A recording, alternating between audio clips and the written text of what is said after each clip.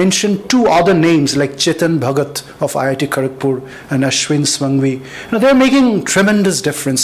And that's a breed which the young generation looks into, because they find a Swamiji and a Sri Aurobindo in them, or a Tagore in them, like entrepreneurs, philosophers, poets, artists, a Mahayogi, and also a businessman talking with Rockefeller and making settlements with him, So there is a business plan on the one hand, and there is a philosophical plan on the other hand. That's a balance which these great people stood for: Swami Vivekananda, Gurudev, Rabindranath Tagore.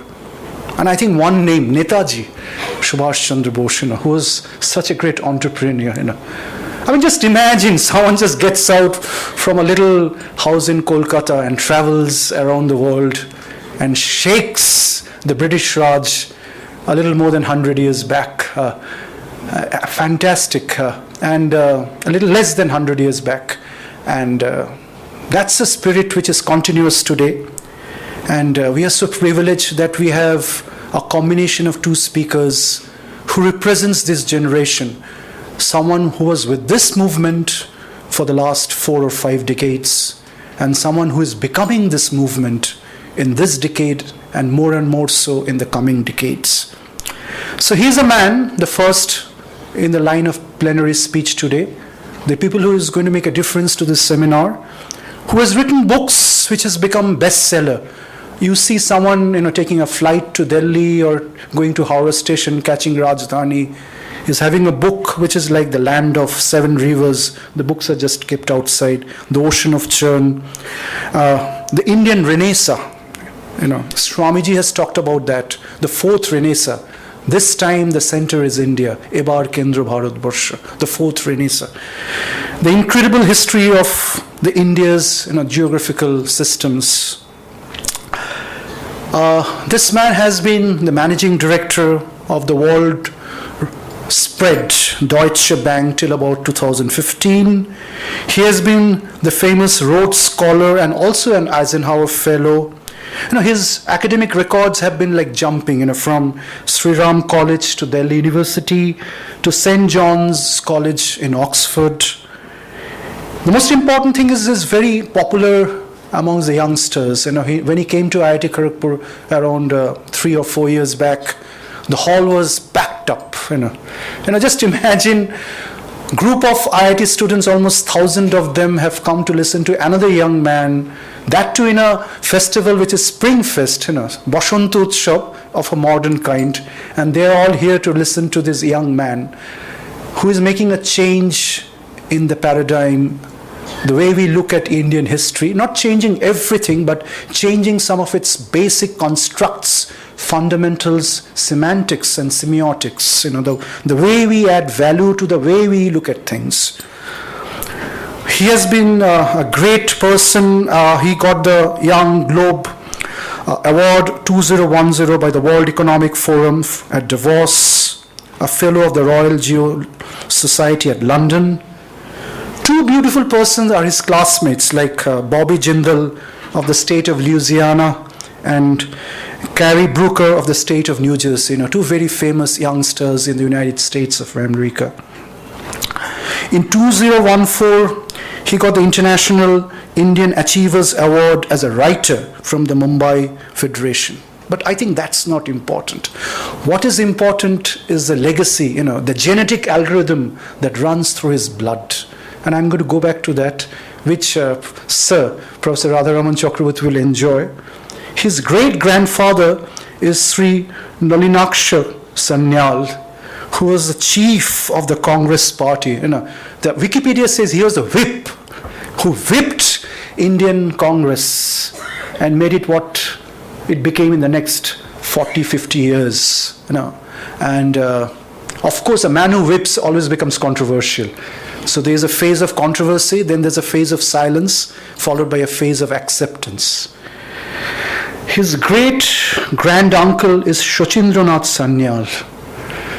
Who is he? He's a mentor to Bhagat Singh and Chandrasekhar Azad. And he comes from a family in the pristine, sustainable habitat of India, which is Varanasi. And That runs through his blood, and his books are bestseller right now, as I told you. So he is now no one else but Mr. Sanjeev Sanyal. A big hand to him. And the ministry right now has accepted him as a principal economic advisor to advise upon the future of India itself. So thank you so much, Sanjeev, to be here with us.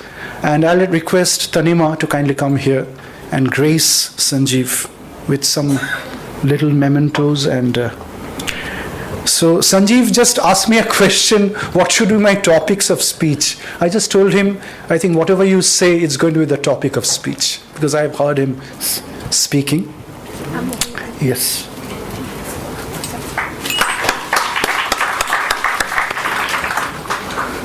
Thank you. I think I should move away from the podium and give the microphone to Sri Sanyal. Thank you so much, Sanjeev. Thank you, Jayada. Good afternoon, everybody. Let me begin by thanking the organizers and hosts, both IIT Kharagpur and Ramakrishna Mission. And greetings to all of you and to all the revered nuns and monks of the Ramakrishna Mission.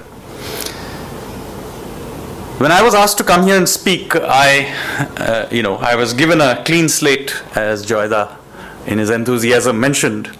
So I've decided to speak about the maritime history of India.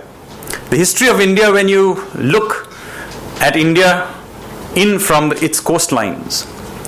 And I thought it would be a particularly interesting thing to talk about, because you see, one of the great biases of Indian history is that Indian history today is almost thought of as if looking at the rest of the country from Delhi. And it's a bias that ultimately has meant that the coastal history of India has been largely neglected. Of course, the history of many other parts of the country outside of Delhi are also neglected.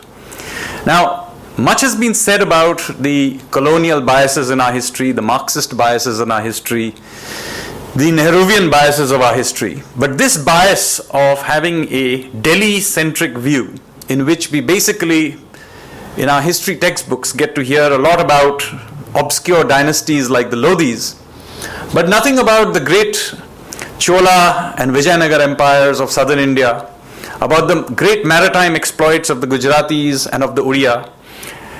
These histories too are our history. And I think when you think about Indian history from these perspectives, you see a completely different picture, as I will show you. But I think it's particularly interesting because you see, this view of India, this coastal maritime view of India, is the view of India that would have been visible to Swami Vivekananda as he stood on that rock in Kanyakumari and looked back at the landmass of India. This is the coastal view of India. And so I'm going to tell you a little bit about the history of that coastline.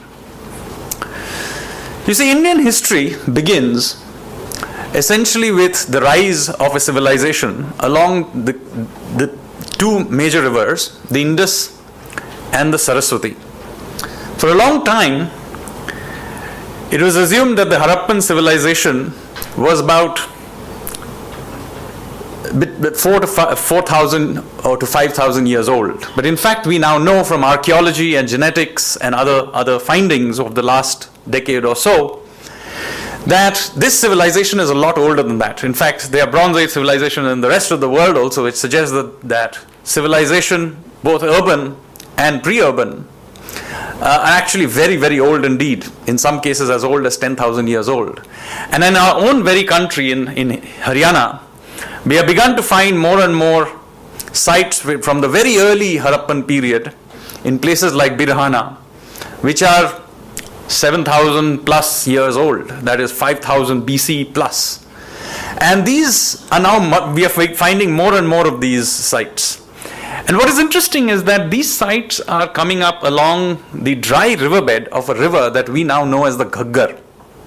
And that we through satellite photography and ground proofing now know was a great river that flowed from the Shivalik through what is now Haryana and Rajasthan into what is now the Run of Kutch. And this river is what our ancients called the Saraswati.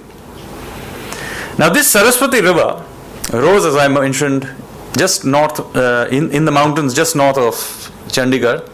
And it was a great river that flowed all the way through into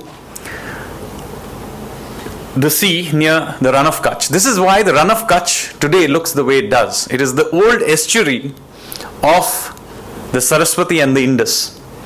And if you went there some 5,000 years ago, it would not have looked very dissimilar than what you see the Sundarbans today, because their entire area was much, much wetter. If you look at Harappan seals, you will not see lions, you will see tigers, because that was tiger territory. And in that area, there were major ports.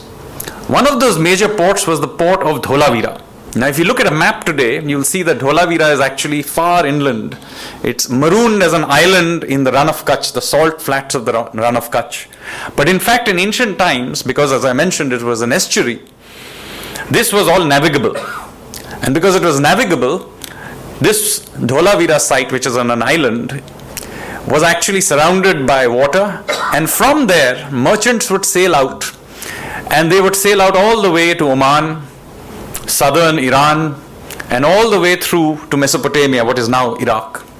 And so there was a great amount of trade between the Indians and the people of the Middle East. This is 5,000 years ago. This is between 3000 BC and 2000 BC. And there's a lot of trade going back and forth with a lot of archaeological evidence of this.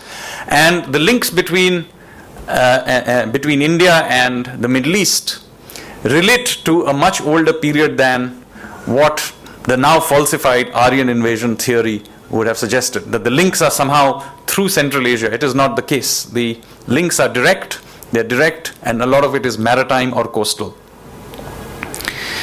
Now this is when, in the cities of Ur and Sumeria, you begin to see the first examples and writings about a people called the Meluhan, because this was the word which was used by the people of Mesopotamia for Indians, particularly from Gujarat.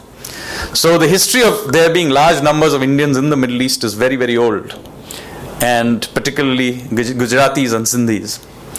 And the very first actual mention outside of India of a Indian is very interesting.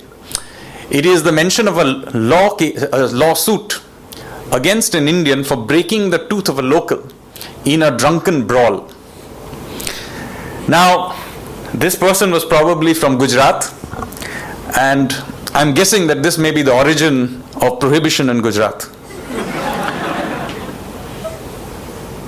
Now, what happened is, unfortunately, climactic change caused this Bronze Age civilization to collapse across the world around about 2000 BC. We know that the civilizations in Mesopotamia and Egypt went through a major shock. We now have evidence that this shock to climate also had a huge impact on India. And the Saraswati River, which had already been gradually dwindling, completely dried up. And this civilization that we know now as the Harappans or the Indus-Saraswati civilization collapsed. And the people of this civilization then migrated out. Many of them migrated onto the Gangetic plains. Some of them from the Gujarat area migrated into southern India. Some may have even migrated westward or even northward. And this brings to the end the first urban culture of India. The traditional view was that that old civilization had nothing to do with Vedic civilization, but in fact now the evidence points to the fact that this Harappan civilization, or in fact the early part of that Harappan civilization, coincided with what we now know as Vedic civilization. So Rig Vedic civilization and early Harappan civilization are almost certainly coincide with each other. And this civilization basically came to an end around about 2000 BC. And then for a period of another 400-500 years, it continued to linger in various ways. It didn't entirely die out. There's the late Harappan period, which continues into and then merges in with the Iron Age. But the maritime part, the sort of culture in India, continued to survive. And the action now shifted to the eastern coast. Between what is the westernmost outlet of the Ganga, which we now know as the Hooghly, and Lake Chilika, that zone of Bengal, Odisha, there's a sort of an explosion of maritime activity in the Iron Age. And we see sailors from that area begin to slowly make their way down the coast to places like Sri Lanka, trading along the way. This is the reason, by the way, that you have the majority of the Sri Lankan population, the Sinhalese, actually trace their origins back to the Bengal-Odisha region. In fact, their language, and now we know from genetics that this is where the origins are. So, interestingly, because of this maritime trade, the majority population of Sri Lanka actually comes from much further north than from next door Tamil Nadu, although, of course, the Tamils too later on colonized the northern part of the island. Now, we never today, we think of the Phoenicians and others who as being great maritime explorers. But sadly, this memory of the Uriya Bengali maritime adventurers has slowly been forgotten, even in our own textbooks. But thankfully, this memory has been retained in many ways in our cultural traditions. So if you go to Odisha in the month of November, there is a festival called Kartik Purnima. And in that festival, the tradition is that the women of the house take these small paper boats, put a lamp in it before sunrise and put it in a body of water. Now, why is this done? It really is a memory, interestingly, of the time at which the great seafarers of Odisha would set sail for far-off lands. Initially for Sri Lanka, but eventually all out towards Indonesia and beyond. And this would happen at this time of the year because this Kartik Purnima, that is in mid-November or so, is when the winds change from blowing from south to north to blowing from north to south. So this is the time in which you can catch the winds from the north, blowing from the north, and sail along with it towards Sri Lanka and then out towards Indonesia. So this is a memory of that time, and in fact even today a fair is held in Cuttack called Bali Yatra, or the journey to Bali, journey to the island of Bali, even today. So in many ways our civilizational memory was a better way of remembering these ancient times than our textbooks did. And this festival continues to be celebrated even today. Now over the next few centuries, what happened is that Indian sailors sailed further and further east. Ultimately, they made their way to what is now Cambodia, Vietnam, and even out towards as far as Korea and Japan. In fact, few people know this, but Korean history in their textbooks talk about their history starting with the marriage of a local prince to a princess from Ayodhya. This is what their textbooks say, but our textbooks never mention this. There is also an interesting story about how Indian civilization arrived in Southeast Asia. And I'm going to tell you the story of Kaundinya. The legend goes, and it's very difficult to prove this, but this legend is mentioned over and over again in inscriptions in Southeast Asia, particularly in Vietnam and Cambodia. And the legend goes as follows. It says that there was a Brahmin called Kaundinya who was sailing on an Indian merchant ship along the coast of the Mekong Delta when he was attacked by a group of pirates. And Kaundinya, being a brave, handsome fellow, organized his crew and they fought off the pirates. But the ship developed some leaks, so they had to take the ship and ground it near somewhere in the coast. And they were repairing it when they were attacked by a group of local tribe called the Naga tribe. So it looked quite hopeless because there were very few of them in the ship and they were surrounded on all sides by the local tribe. But again, Kaundinya rallied the troops and they were going to defend themselves, but it looked very bad. When suddenly the leader of the local tribe, who was a princess called Soma, saw Kaundinya and fell in love. So she sent an offer of marriage to Kaundinya. Now I suppose Kaundinya didn't have much of a choice in the matter, but he accepted. And this marriage really is said in the legends of Southeast Asia to be the moment when this marriage led to a dynasty. That dynasty created a kingdom called Funan, which later developed into the kingdoms of Champa in Vietnam and the kingdom of Angkor in Cambodia, and this is from where the spread of Indic culture happened in Southeast Asia. Now, we do not know in India who this Kaundinya was. It is not a common name, but it is actually a gotra, which is commonly found, interestingly, in southern Orissa and the Andhra and northern Tamil coast. So it is possible that it was somebody from that community who had sailed there in ancient times. So it is perhaps not a coincidence that this gotra is found along that coastline. So these are the legends that are still remembered, and these legends remember a time of a maritime history that had enormous influence on not just Indian civilization but world civilization. And in fact, the western coast of India similarly had enormous trading links with the Roman Empire, and there was a port called Machiripatnam, which the Romans called Muziris, which was a big trading port in what is now Kerala. An enormous amount of spices. Many of those spices, by the way, were not Indian spices, but brought by the Indians from Southeast Asia and then sold on to the Romans. There was trade in cloth, cotton cloth, for which India was very famous, and steel, for which India was also very famous. Now, one of the problems, of course, the Romans faced is that other than importing wine and olive oil, Indians largely expected to be paid in gold. And Indians kept asking for gold from the Romans, and this was a real problem, because if you can imagine, in a time where coinage was printed in gold, if you kept giving somebody else the gold, it meant that you had not enough gold to print your own coins. And this was a problem that the Roman Empire faced as a result of trade with India. It would be what would be now called monetary tightening, not enough money being created.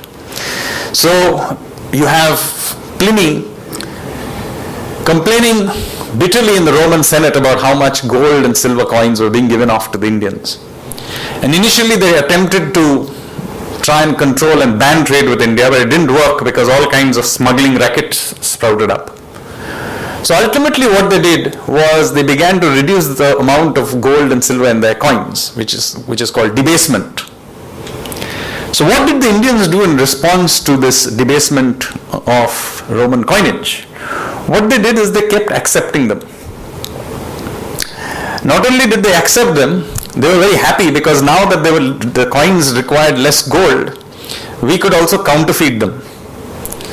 So throughout the Indian Ocean world, you will find not only Roman coins being slowly debased, but also Indian counterfeits being traded all along. And so this, over hundreds of years, this economic machine kept running. Indians ran current account surplus, demanded in gold, and this machine kept running. Now, notice how similar it is to how the world is today. The Chinese keep running a surplus, the Americans run a deficit. They bitterly complain about running this deficit, but what they really do is print a lot of dollars and give it to the Chinese. The Chinese keep accepting them and building their reserves. The Chinese complain that the Americans print too many notes, but they keep accepting those notes, and so the world goes on. And in fact, the Americans don't seem to be able to print enough notes because their exchange rate keeps appreciating. So such is how the world kept functioning.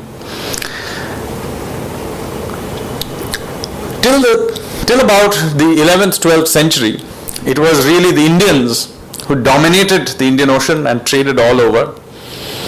But we see a distinct decline in Indian maritime power after the Cholas. Now, there's a lot of debate about why this is the case. Many theories.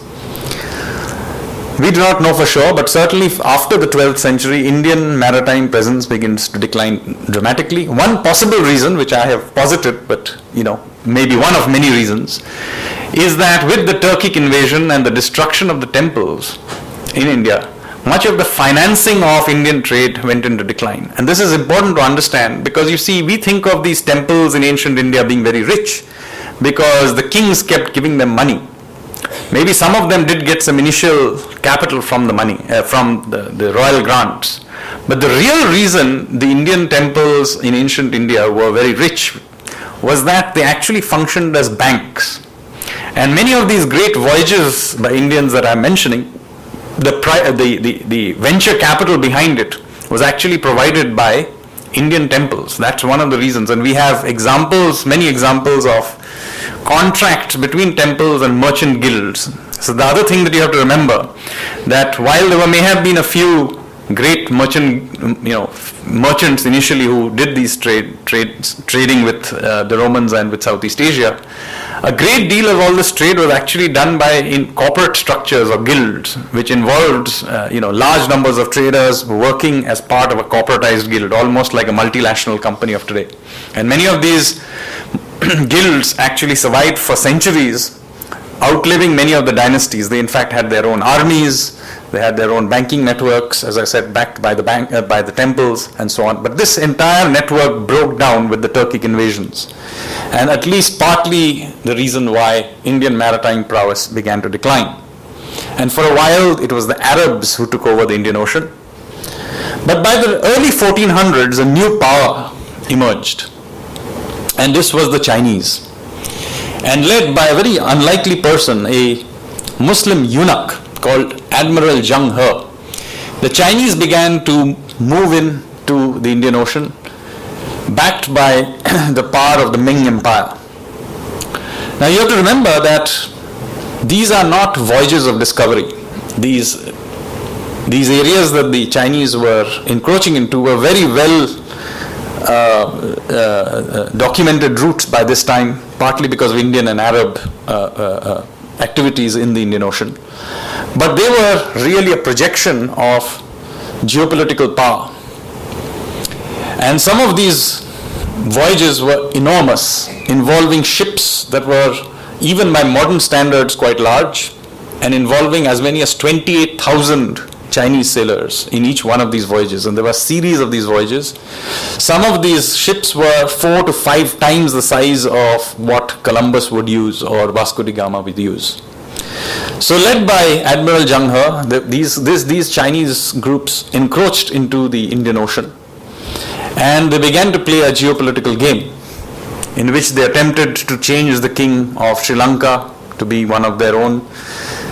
They possibly even managed to change the Zamorin of Calicut to be somebody favoring them. They went as far as the east coast of Africa. But it is really in Southeast Asia that they really had enormous impact, because they basically backed the Thais against the Khmers, and one of the reasons the Khmer Empire collapsed and the Thais became the dominant power is because of Chinese backing one against the other. Interestingly, Oyo did another interesting thing, is because they backed a kingdom, a small kingdom called Malacca, against the Majapahit Empire of Java, which is now Indonesia. Now the Majapahit were Hindus, and in order to provide a permanent opposition to them in Southeast Asia, the Chinese then backed the Malaccans, who were originally Hindus, to convert to Islam. And this is the beginning of the Islamization of Southeast Asia, which interestingly was a Chinese geopolitical move. And as a result of this, the Indonesians, or the Majapahit, slowly were pushed out of Sumatra, pushed out of Java, and ultimately they withdrew into the island of Bali, where their culture survives even today.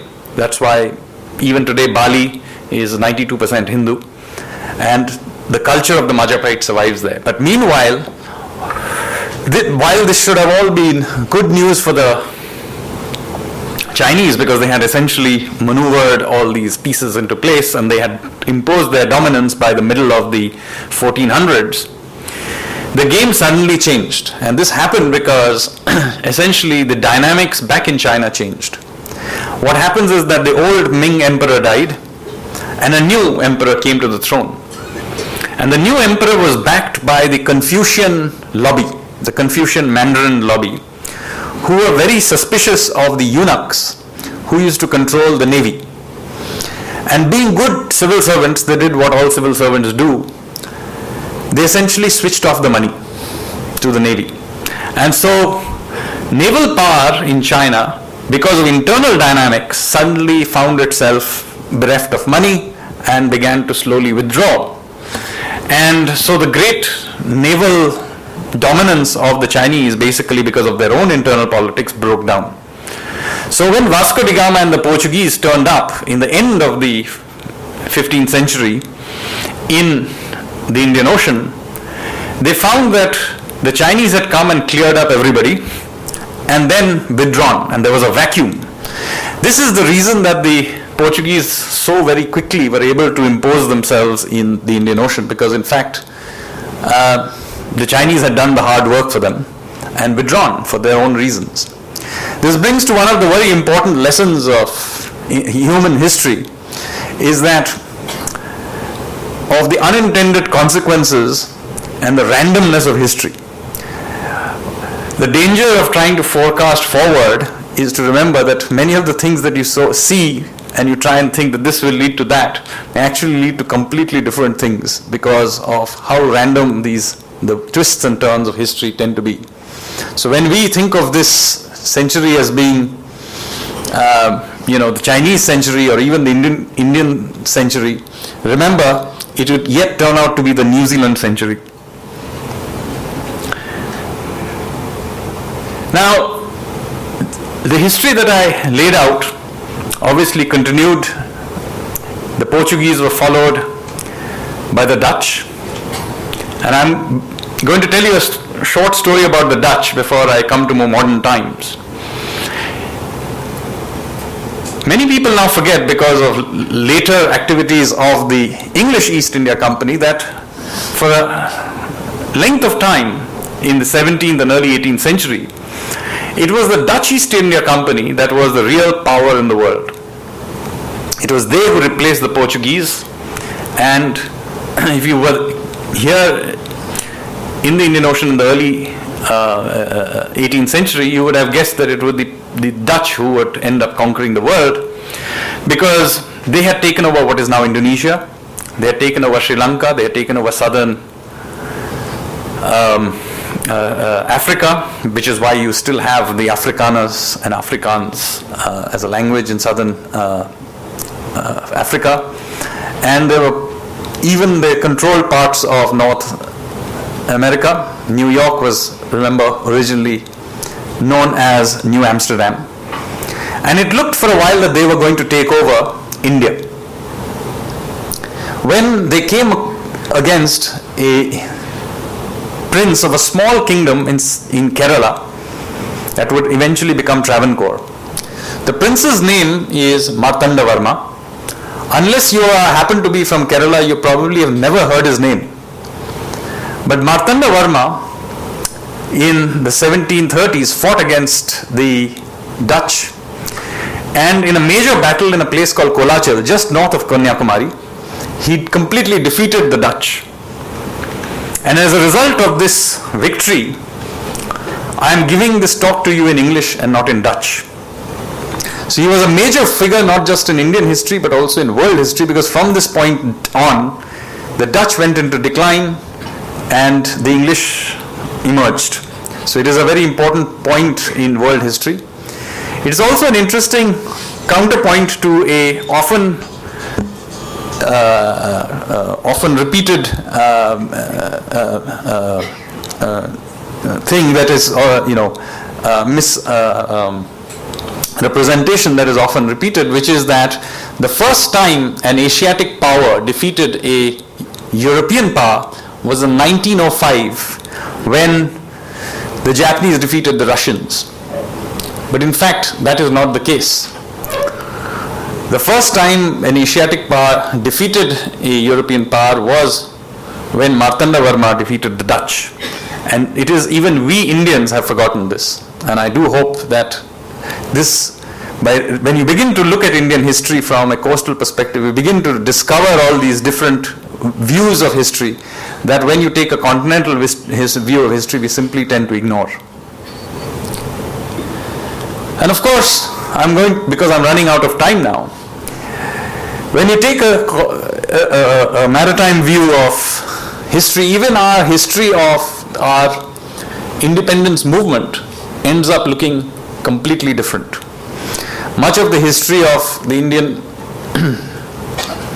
freedom struggle is taken from the Quit India and other movements that happened largely because we have a continental view. But if you take a maritime view of Indian history, you will learn a lot more about the Ghadar movement. You will hear much about the Christmas Day plot, which was an attempt in the First World War of smuggling in guns along the coast and then training revolutionaries to take over Calcutta on Christmas Day, 1915.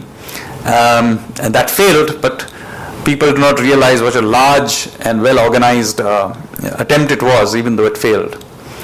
And then culminating all of this in the great Royal Indian Navy revolt of 1946, which really is a culmination of almost half a century of efforts by people like Raj Bihari Bose and others to cause a major revolt in the Indian armed forces.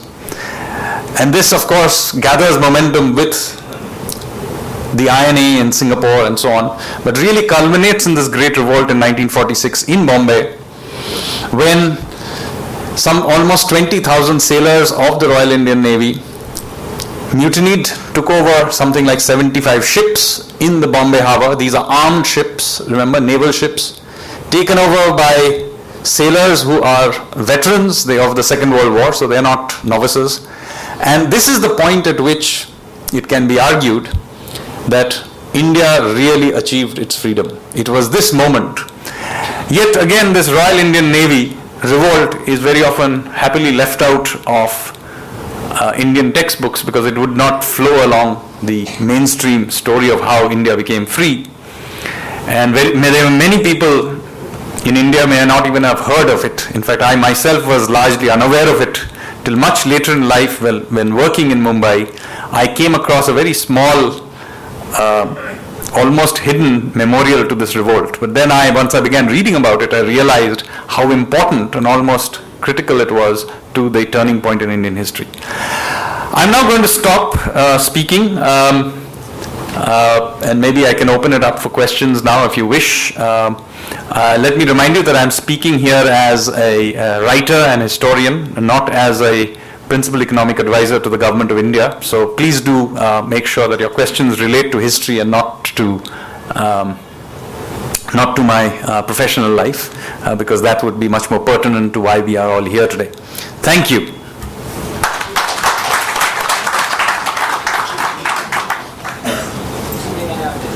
Yes, I think there is, if you can wait for a mic and...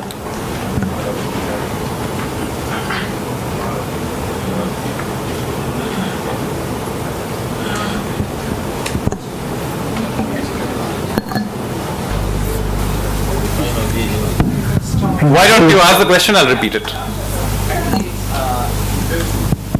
There's mic. If you can kindly mention your name and where you are.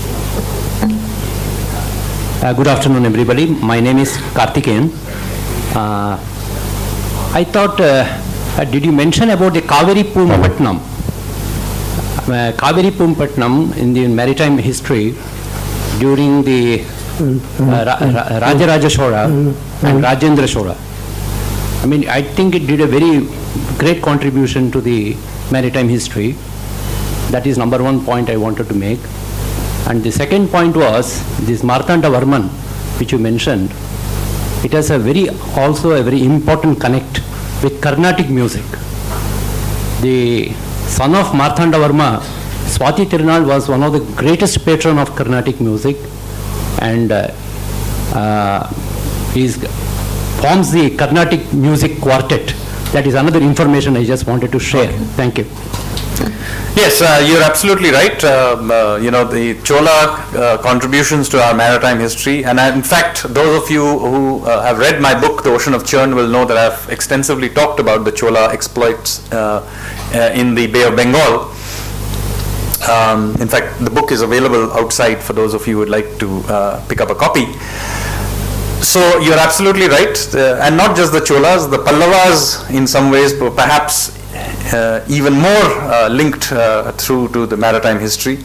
And in fact, there is some evidence that they themselves may have been of Cambodian or Malay extract. So the Pallava dynasty itself may not have been what we call Indian today, but of Cambodian or at least Southeast Asian extract. So there was a lot of give and take between India and Southeast Asia, and it is quite interesting that if you read our texts, Indian texts never refer to the people of Swarnadvipa and Yavadvipa, i.e. the Southeast Asians, as Mleccha. The term Mleccha means barbarian, or those who are outside our civilization. But obviously, ancient Indians considered the people of Southeast Asia to belong to their own civilization and never refer to them as Mleccha. And of course, this is reciprocated in many, many ways by the Southeast Asians as well.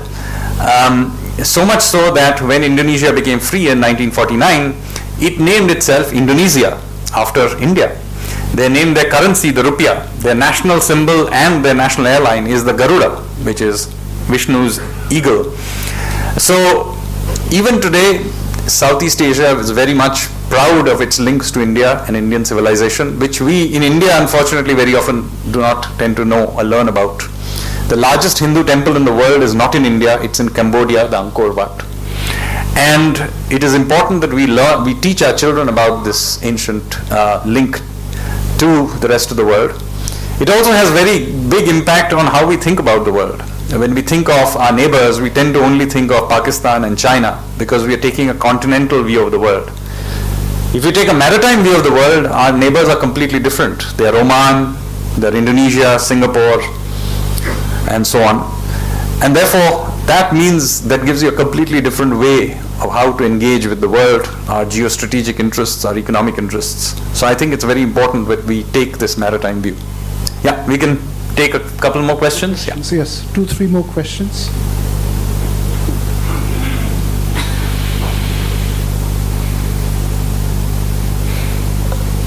Good afternoon, everybody. I'm Pradeep Kumar Bhattacharya. What I would like to discuss with you is that you started from Bali Jatra, from the Mahanadi coast, when the northwest and southwest trade winds change. But I would like to come further up north. How we forgot Tamralipta. Tamralipta, present-day Tamluk, was one of the biggest maritime port in history. I think that overshadows Bali Jatra or in Bali voyages, and then further south. So would you like to discuss that? Yes, first of all, I don't like this one overshadowing the other kind of view of the world. It depends on which period you're looking at. Tamralipti was definitely a very important port, particularly in the Mauryan and Gupta periods. Incidentally, it's very, very close to IIT Kharagpur, the site. Sadly, there's very little there to see today other than a very old Durga temple. But yes, you're absolutely right that Tamralipti was a very important port. And I didn't mention it because I'm just giving a 45-minute talk, but there are also Chandraketugarh, which is further north from here, which is an even older site, and so on and so forth. Just, I'm Shraddhalu Ranade from Pondicherry Sri Aurobindo Ashram. Just a request, if you can make some comments about India's navigation techniques and shipbuilding technologies, because without this you don't have a real port, a maritime existence. So you're absolutely right that there were very interesting maritime techniques. One of the strange things about Indian maritime explorations is that so far we have never been able to find maps of the kind that we usually, maybe they existed and maybe they no longer exist, but Indians don't seem to have drawn maps. But that doesn't mean they didn't have a worldview, and that worldview seems to have been driven by looking at stars. Compasses were later brought in by the Chinese, but Indian navigation techniques were very much star driven. They also had a very unique shipbuilding technology, which is quite interesting in that Indian ships were built by tying together the ship with ropes rather than using nails. Now this is odd because Indians were the pioneers of iron technology, and we know from the rust-free iron column in Delhi that they also knew rust-free iron, how to make rust-free iron, and yet they don't seem to have used this technology for making ships for some reason. And in fact, all visitors to the Indian Ocean comment on this, that the Indian ships were made by tying together the ships. Now, there's some debate about why this technique was used. My own thesis is, and several others also think so, that one of the advantages of having building a ship by tying it together was that you see the Indian coast has two things. One is that the monsoonic weather was used, the winds were used to sail, which meant that you ended up sailing during the roughest time of when the seas were at its roughest, in order to take advantage of the winds. And India's coastline is very, very fluid, and it doesn't have very good harbors. So which meant that you had to use, in many cases, either use the riverine ports, or you had to beach the ships. Both of which meant that you had to go into shoals and other signs, where if you built a ship by knocking together a ship and the hull got stuck in some coral or shoals, sand shoals, the ship would suddenly break apart. But a stitched ship does not break apart so easily. It may begin leaking, but it doesn't break apart. So this was a major technological advantage that Indian shipbuilding had for sailing in the Indian Ocean world, given the conditions it sailed under. And for a long, long time, this was the technique that was used. The Arabs also adopted it.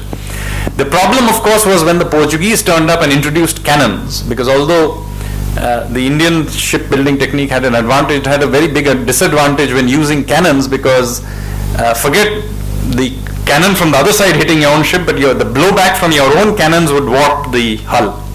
And so Indian shipbuilding techniques from the 16th century went into decline, and we ultimately had to adopt Western techniques because they couldn't take the cannon.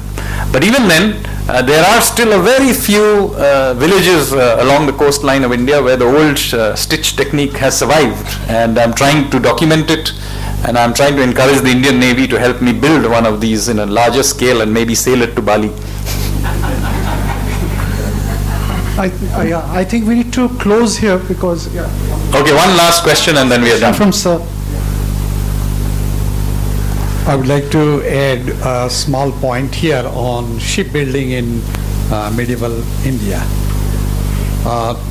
Iron nail was not used, definitely, but the Indian ships used a technique which was called riveting, putting the planks together, riveted together, and made it absolutely watertight, so there was no leakage. The second point was the European ship, they used hems.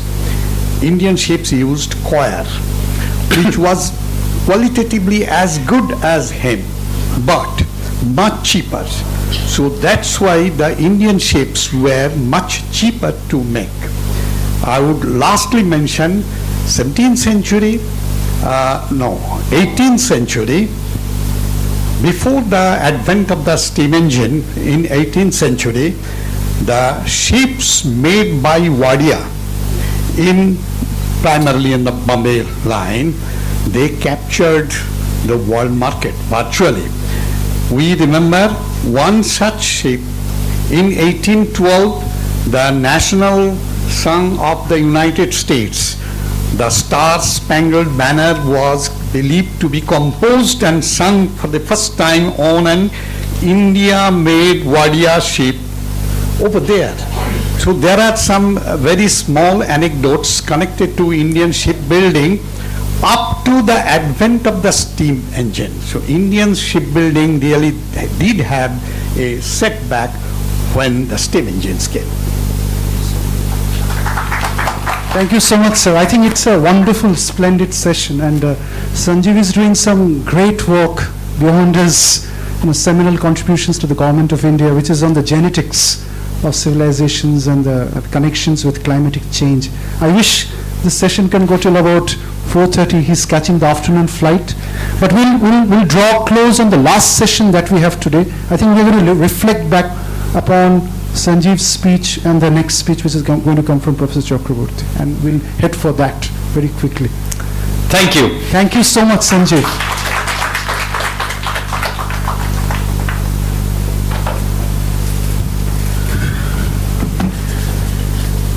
It is indeed a pleasure to invite someone who is both from inside and outside. The connection between Atman and Brahman, as Swamiji Maharaj said it. The microcosm and the macrocosm are built on the same plan, and that same plan which has influenced our life is no one else but Professor Dr. Radharaman Chakraborty, a distinguished Swami Vivekananda Chair Professor awarded by the University of Kolkata. As a Commonwealth Research Scholar, he was in the London School of Economics. He completed his PhD in International Studies. As a Fulbright Scholar, he went to the University of Washington. In 1981, as the first director of the Netaji Institute of Asian Studies, his journey went further till he became the Vice Chancellor of the Netaji Subhash Open University, where he was the first VC. His books and works are world-renowned. Just to mention a few: Intervention in the Problem of International Control, Theories and Practices of International Politics, The Political Economy of India's Foreign Policy. He is currently the project director of a very prestigious and seminally important UNESCO program, which was once initiated by Revered Swamiji Brahmanandaji Maharaj in this Institute of Culture, of which some of us are humble parts, the course on the international understanding for human unity. So I think after Sri Shamya's wonderful deliberation, it will be really a sequel to listen to Professor Chakraborty. Yeah. And then we break for lunch. I think a big hand to Professor Chakraborty, and I'll request Ms. Bidhu Pandey to kindly come here and please grace sir. How much time? Half an hour. We'll cut short on the last session, so we are doing fine. I think these sessions are very important, taking away time, So. No, this should do. What? Thank you, thank you so much.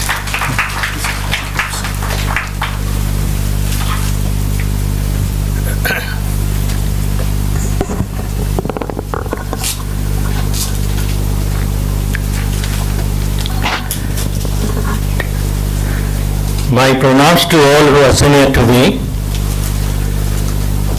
My regards to everyone who may think he or she is my contemporary,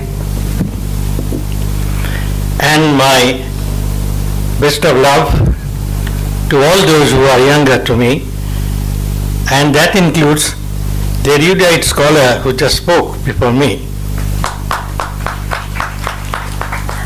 He is not only a wonderful storyteller, but he can delve deep into the innermost areas of history where the winds were blowing on the waves, but they were very much touching and tossing us on the continent. I apprehend that perhaps we are going by the Indian sense of time. Niravadi kala vipulacha prithvi, and that's why we have almost crossed the scheduled limit of the session. Anyway, I have been granted near about 30 minutes time, and I'll try to make as much justice as possible to that amount of time. So it will be on the continent, away from the waves. I think the learned audience here would agree with me if I say that we are here to discharge a shared responsibility. Now, please don't expect the kind of vibe that you had from the earlier presentation. Mine will be comparatively rather drab. If I say that we are here to discharge a shared responsibility, this is an occasion for all of us to engage in an act of self-clarification. Clarification of the understanding that we already have about India's evolution, clarification of some of the received wisdom that we all cherish. At the same time, we can also use this occasion to re-evaluate that received wisdom and some of those ingrained conceptualities with which we always try to proceed. Now, as I see it, the central theme of this seminar can have three perspectives: evolution of India as a country, evolution of India as a civilizational entity and of India as an idea. The three C's: the country, the civilization, and its idea. Now, what I would have tried if I were a mathematician, which I am certainly not, I would have, thought of introducing something like what is called multivariate analysis.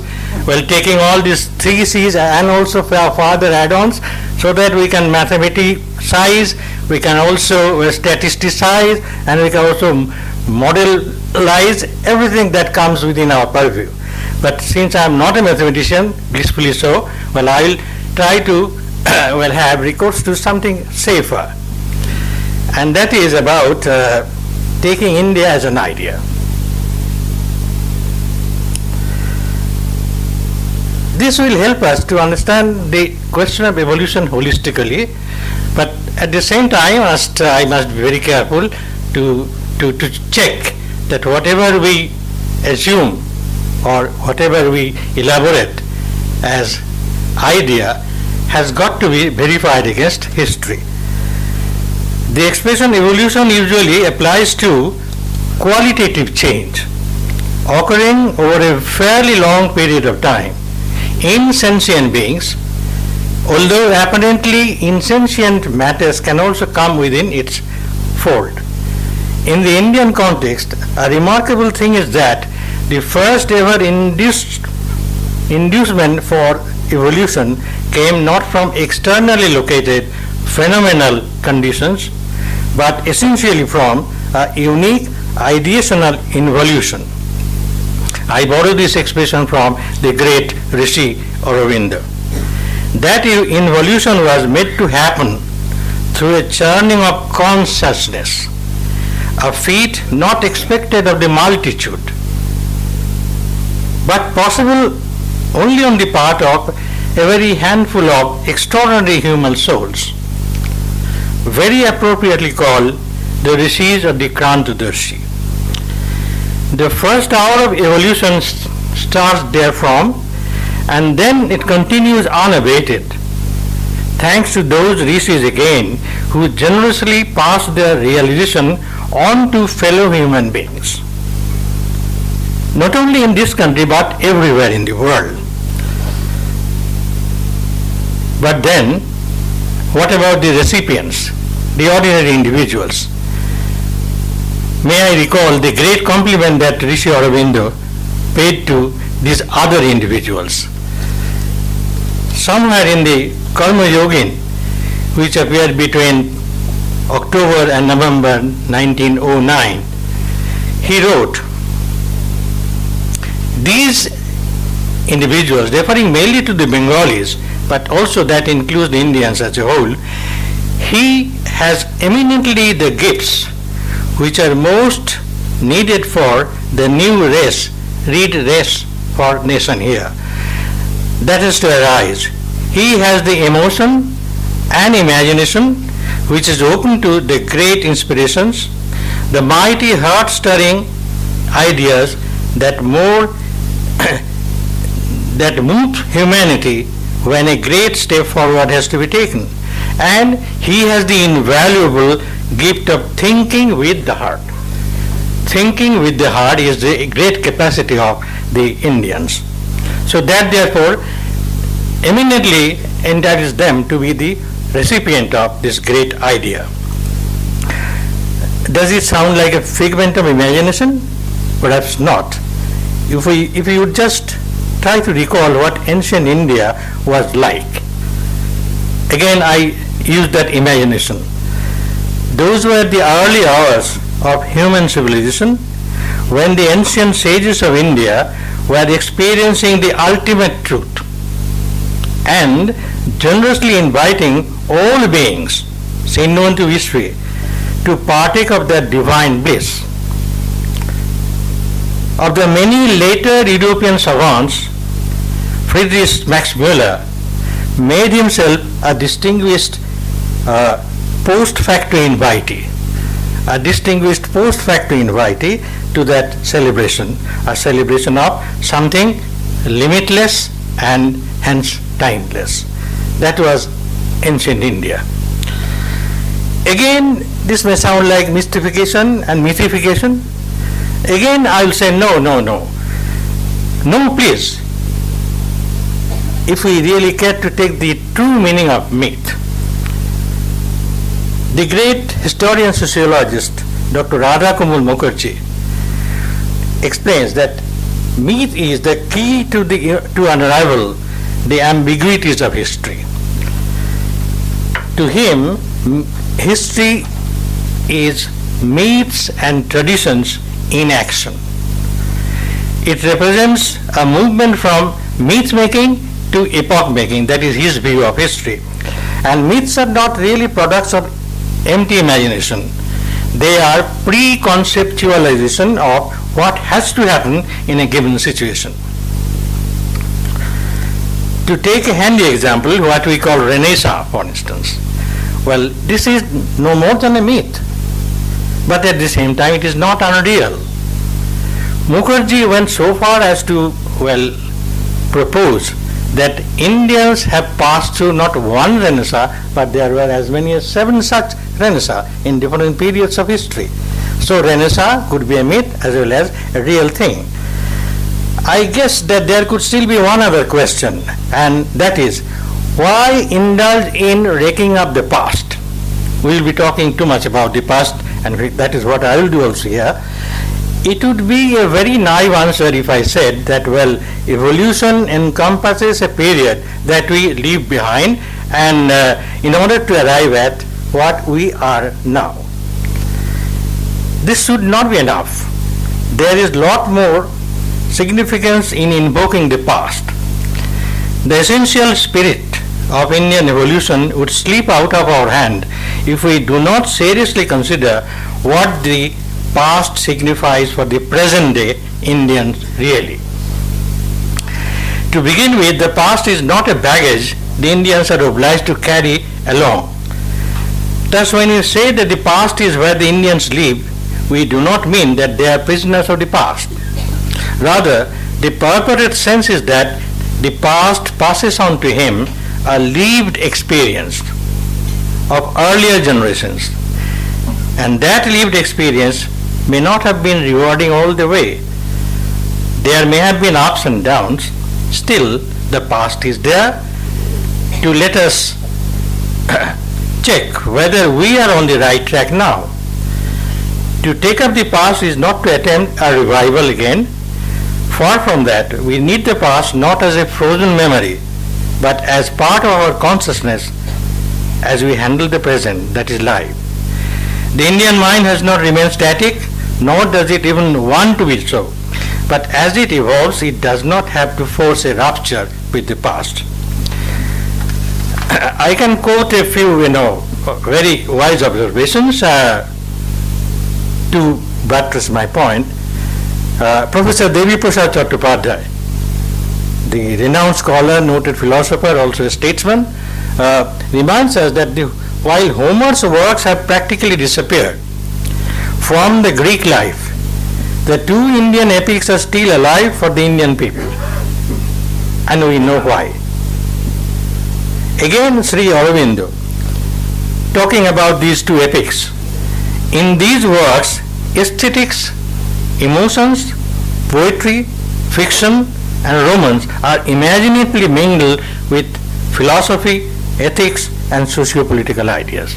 So you get everything in that whole range of imagination, which is really creative imagination. And last but not least, let us quote someone who is very contemporary to us, controversial, but at the same time highly respected, Ashish Nandy. Nandy stoutly defends India's construction of the past and finds it increasingly useful. This construction, according to him, is not alternate history or reconstructed history, but it is actually ahistorical. That is not caged in any particular time period.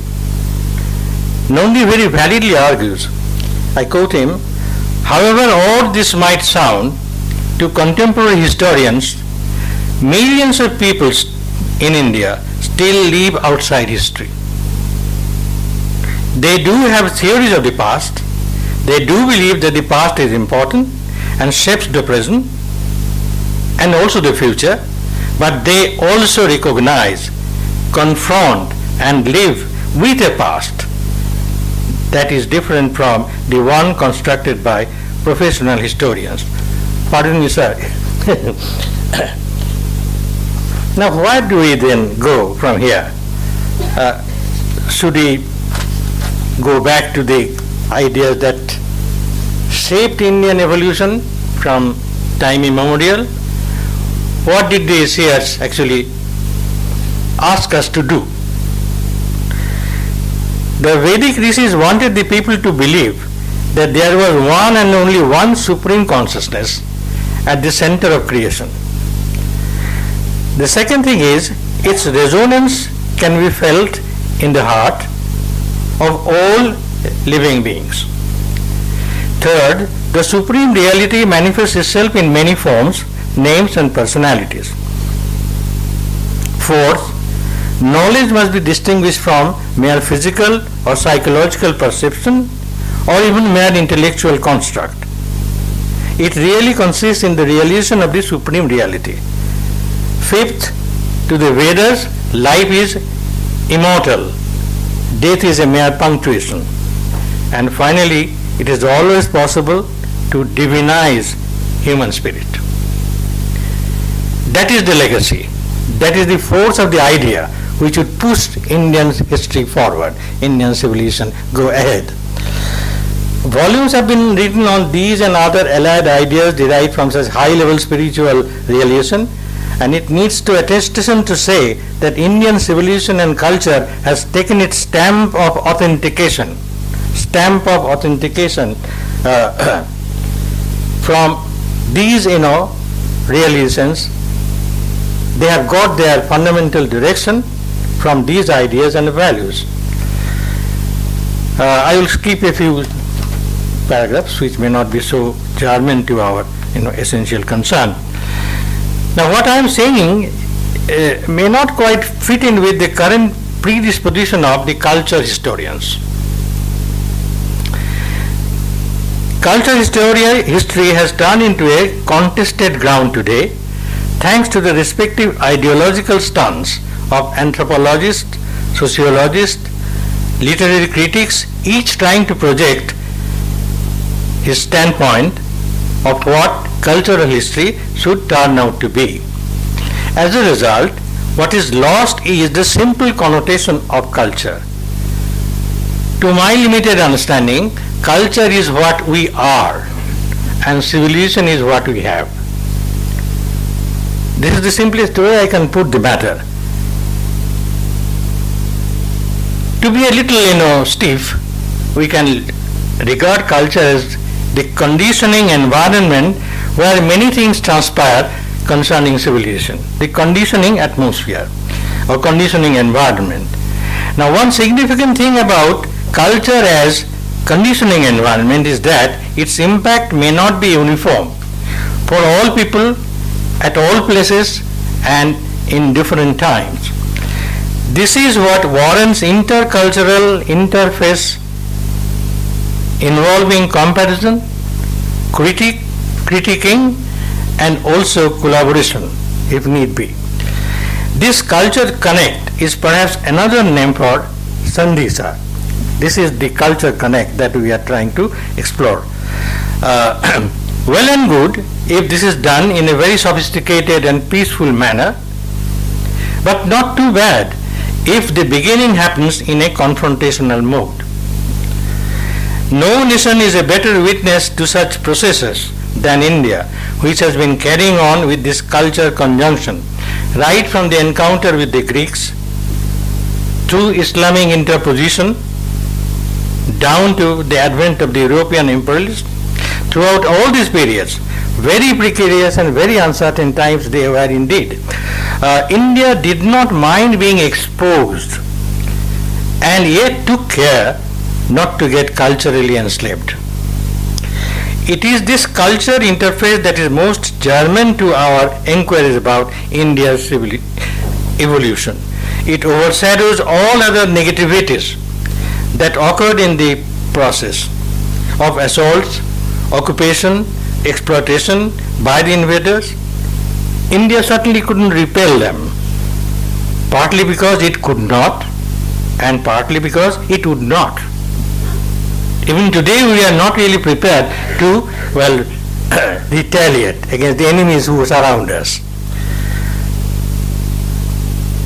But always it looked forward to a settlement of some kind, for some kind of a synthesis, a phenomenon that has happened not sporadically but continually. The result has been a composite culture, something that would not have taken place if India did not start its civilizational journey the way it did, fully equipped with this sustaining force of creative spirituality that came from the ancient seers. Truth seekers they were. Without these cushioning forces, I would believe that India could have long been swept off the ground it still holds. Fortunately, that was not to be, because this civilization is securely anchored in principles and ideas handed down by our ancient truth seekers. For where else do we hear sages wishing wellness to pervade every form of existence? Sarve bhavantu sukhina, sarve santu niramaya, ma kasyasvid dukkha bhag bhavet. The creative value premises must be by definition ahistorical, following Ashish Nandi's construction. They have to be transcendental. That is neither confined to nor conditioned by any specific time period. Human experience in a specific time length is truncated and can hardly comprehend the future turn of events. As we notice in our own time, when civilization must address the burning question of climate change, global warming, we are still living in the present. We tend to believe that perhaps this is not going to happen at all. The kind of, the dramatic, the scenario that is being constructed by scientists. Well, even scientists are not prepared to accept this thing, because we all want to live in the present, but do not want to look beyond. And this is not the teaching of India. Here, Kala Nidavari, in the sense that it has got to be seen in a very long perspective. Once again, therefore, we get to the usual lesson, very useful lesson, namely, not to historicize everything, but to take a long view, both backward and forward. Is history then going to be discarded? Certainly not. The uses of history would be discernible when we really need to confirm our a priori beliefs and assumptions. Since India's civilization progress is mainly idea driven, as I hold, there is no harm in checking from time to time whether those ideas still retain their pristine force.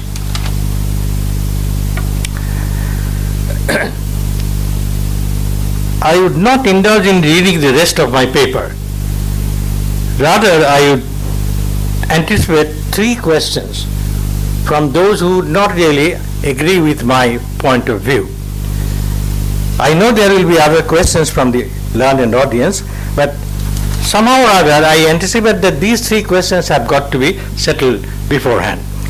One is, and this challenges the idea that I tried to present, could the universal humanist value system propagated mainly in the heyday of ancient civilization stand unaffected in subsequent periods of time when alien cultures penetrated Indian society? One question. The second question, since the protagonists of unalloyed Indianness, again a cultural concept, unalloyed Indianness, belong to the Hindu majority in this country, does it not lose its relevance and appeal to the other ethnic groups? Why should the latter find any interest in Sanatan Bharat?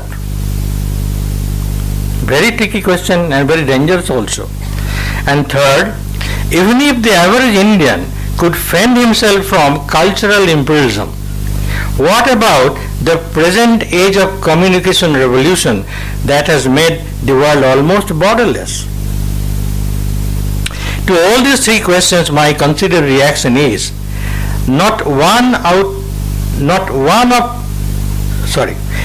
considered reaction is not one of outright rejection. I don't want to, enter into some kind of duel, intellectual duel with these people, but a balanced assessment is what is necessary. Regarding universal humanist value system, it must be clear to many of us that these stocks of alien races who did not come for plunder and escape from plunder, but decided also to settle here. What was the main attraction for them to get settled here? They could have well plundered and got away scot-free, but they decided to stay here on. Something must be there which made them stay here on, not merely the power to rule over the majoritarian population who never revolted. It is also an interesting feature of Indian history that throughout the 700 years of Islamic rule, Turkic or Mughal, but there is not a single instance on record. And had there been one, I am quite sure that the Islamic historians, favored by the courts, would have certainly recorded this in a very, very magnified way. There was no popular revolt. I really wonder why this thing really could happen, that there was no revolt against the Islamic rule. Because the people have learned, the Indian people have learned one thing, how to keep oneself aloof from. And this is what we are forgetting today in the onslaught of democracy that is attacking us day and night. Onslaught of democracy. I am very sorry to say this thing. But in those days, the cultural outlook was this: let the behavior, the operation of the state be managed by some people who are power hungry, who are money hungry, and other things. But for us, there is enough to enjoy, and also to perfect one's sense of satisfaction. To the second question. A reasonable response. The second question was about the exclusion of the other ethnic groups. To the second question, a reasonable response should start with the proposition that the protagonists of unalloyed Indianness were under no illusion to be able to convert the alien immigrants and also some of the marginalized ethnic groups. There was no such attempt on the part of the Hindus. The Hindus never learned how to convert other people. To them, religiosity, spirituality, or all the great qualities of life, they are either inborn or they have got to be cultivated on an individual plane. You don't have to force people to become more and more perfect by way of indoctrination or by way of conversion.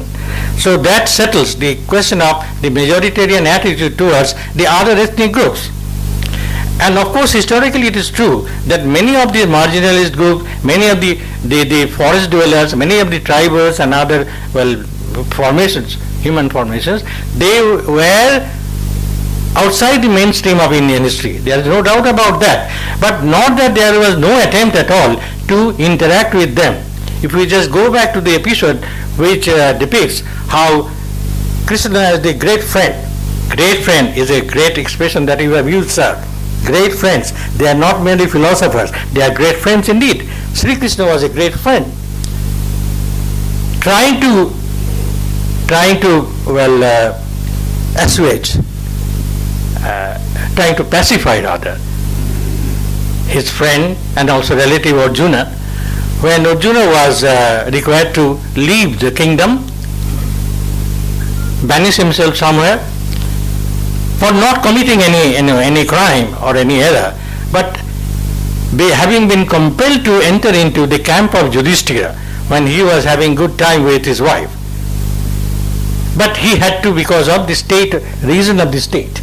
The state had to be protected because there was news that enemy soldiers are amassing outside the border. And then he had to fulfill the vow. Krishna was patting on his back and said, "Look, friend, this is a grand opportunity. You just don't see it. You move around and make friends with all those people who are outside the mainstream of civilization and bring them in so that you can construct the great India that we are dreaming of." That is how, Arjuna could do so many things, including, establishing very useful marital relationship with Manipura. We didn't have much problem with Manipur in those days. Also Nagas, everywhere. In fact, all those, dwellers, the dwellers of the sacred soil, not merely in the Saptasindhu area, but several other areas, they were integrated. And this is a story of integration. And the last question, the third question was about the impact of information technology, globalization. They really do not amount to what is called cultural imperialism.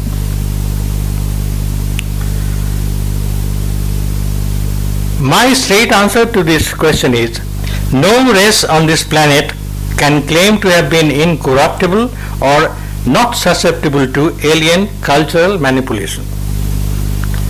Nowhere in history you would find, except in very exceptional circumstances, where a small community could keep itself isolated.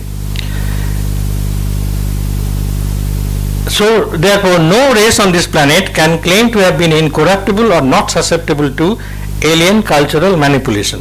It will be an oversimplification to suppose that each also had ended up in an unmitigated cultural subjugation. No, this didn't happen everywhere. What actually happened was, first time reaction in meeting the alien, and then some chain reaction. Afterwards, some sort of remonstrance and attempts to see who wins the race. It's a competitive confrontation. Any instance of utter capitulation must have been due to native inferiority complex vis-a-vis the outsiders. And this is something which India never had. No kind of inferiority complex so far as the outsiders were concerned. Somehow or other, we ultimately became curious about the others. The binary division between us and the other, does not apply with so much of vigor as it does in Western literature. For us, the other is also a very, very interesting entity, and that is how we Indians have become what we are today. Let us not say that we have become partly anglicized, westernized, etc. We have given up our old values. We have been, rather slaves to the impact of materialism, etc., etc. So these things are there, no doubt. But the main impact has been that we have been able to open up gradually to the West, and the West also could see that here is a civilization of which there is no equal, of which there is no parallel elsewhere. And that's why they took so much of trouble to learn our language, which we have taken care to forget and never to learn again. Really, it's a shame to our political authorities that they have forced this great nation to have forgot, to have, let me not dilate on that. I don't want to be political on this matter. Sorry, sir, you've been from the government. Anyway, but they really took great trouble to understand India. And we really owe them a great deal of gratitude, because their understanding also enriched our own understanding. They may have gone wrong here and there. It is not their language, it is not their culture, but even then they tried their best. Unless they were here, would we have really cared to explore the beautiful paintings in the Ajanta and Ellora caves? Would we have ever thought of the beautiful scenario that is there in the Himalayas, all along the Himalayas, where we could establish hill stations, not for purpose of tourism, but also for other good purposes? Our ancient sages used to visit those places for the purpose of their intellectual and also their spiritual elevation. So all these things came back because of this kind of interaction, and it is this interaction which really contributed to a very healthy evolution of India towards the modern age. The modern age is certainly a very turbulent age, turbulent because of the hiatus between the growth of the growth of aesthetic and also spiritual abilities or potential in human beings, and the speed with which material civilization is proceeding. There is a disconnect. And until and unless disconnect is resolved, I would rather wonder whether evolution would really have the kind of speed that is due to it. I think I should stop here. Thank you so much.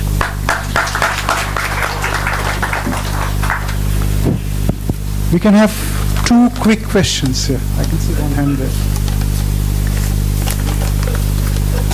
And then we break for the obvious, the most obvious thing.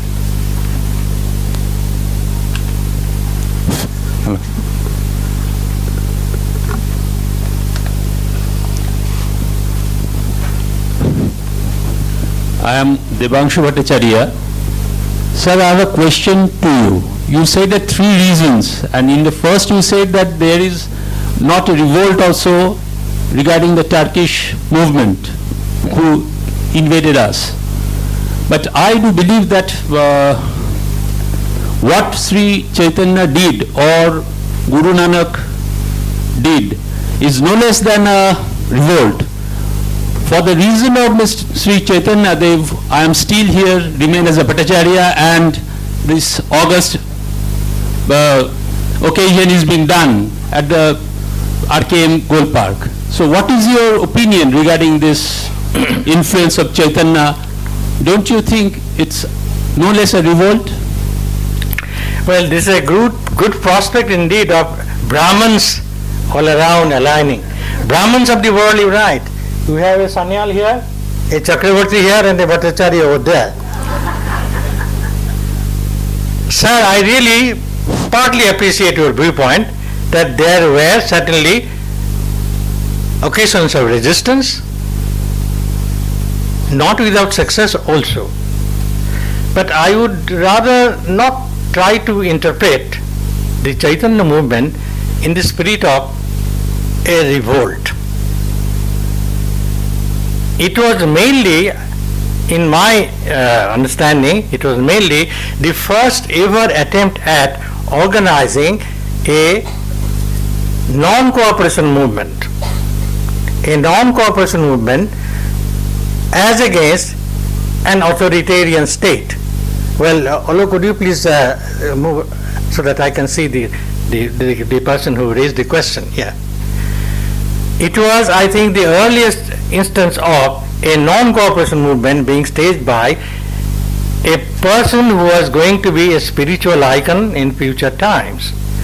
And the impact that he created on the authoritarian state was enormous. That certainly can be taken in the spirit of a non-cooperation movement, but not as a revolt or rebellion in the usual sense of the term. My point was different. I said that, well, it's natural for the common people to revolt. That is why there was French Revolution, Russian Revolution, all sorts of revolutions. It does happen, it has to happen. But strange thing is that during the 700 or more years of the Islamic rule, there has been no such instance on record.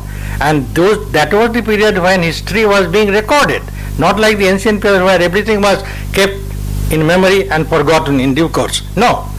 So this absence of any kind of recorded instance of revolt by the Indian population against the Islamic Raj is something remarkable. It all can be explained in terms of the, well, inherent attitude of tolerance that Indians imbibe.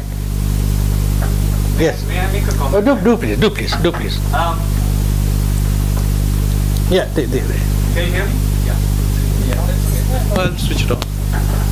Actually, I have a somewhat different view on the matter. There's actually plenty of evidence of military and other resistance. You should read the histories of Vijayanagar, the history of Mewar, recorded on both sides, by the way, not just on the side of the Turkic side, but also on those of the Ahoms, for example, fighting against the Mughals and so on.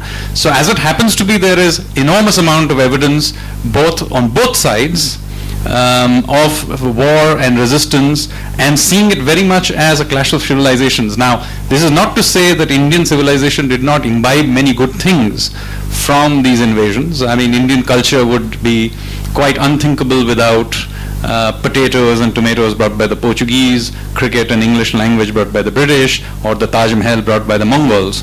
But the fact of war and resistance is also very much well recorded on both sides, both in writing, inscriptions, and in folklore. Yeah, I do concede your point, except for the fact that those were wars of resistance against aggression. I am talking about the natural spirit of revolt, popular uprising, when after a certain period of time you have lived under a very ruthless regime, and you certainly cannot remain silent. You have to revolt. This is what I was missing. If there were any instances, I would have certainly taken note of that. This is not there. But yes, the Ahom resistance, also the resistance of, of course. There are many. And after the Rajputs also, but you see the Rajputs ultimately enter into some kind of conciliation with the existing authority. A responsibility that was only later on taken by the Marathas. Shivaji, yes. I think is there any other? Hello. Yes. My name is Deepak Das Gupta. I have a question that's for gaining some knowledge from you. That only information I can give you, sir. I don't have much knowledge. IT, the influence of IT on culture. Is there any possibility that because computerization is a binary system, that is yes or no, or stay or leave, which creates a language of violence? Language of violence, you say? May. Either yes or no, either stay or leave, which may create a language of violence in our culture. And our much more dependence on computerization may create such type of violence. There is no, what I call middle thing. Between yes and no, there is a middle point. Well, this is the first time that I see that someone connecting information technology, or rather the computer, with violence. So long we were accustomed to one invasion, and that is from virus. But human violence arising out of the use of a very sophisticated technology is rather incomprehensible to me. Rather, our attitude should be this. Swami Vajananda ji has very rightly said that, a culture is really enduring, becomes really enduring when it takes in its stride the largest number of people. You have the largest participation of the people from all strata. And here is a technology, interestingly, which has really taken everyone in stride. The ordinary vegetable vendor in your local market, from that to the finance minister in Delhi, we know we all have uses of this technology, and it binds people all over the world in a very remarkable way. There are of course misuses of technology, as there is in the case of any other technology, defense particularly, but otherwise I would say that this is a technology which can really be called a universally acceptable technology. Thank you, sir. I think this has been a wonderful session, and the journey can go on, the polemics, discussions, and the arguments. We break for lunch, and let us give a big hand to the two esteemed speakers, because to make this session so meaningful.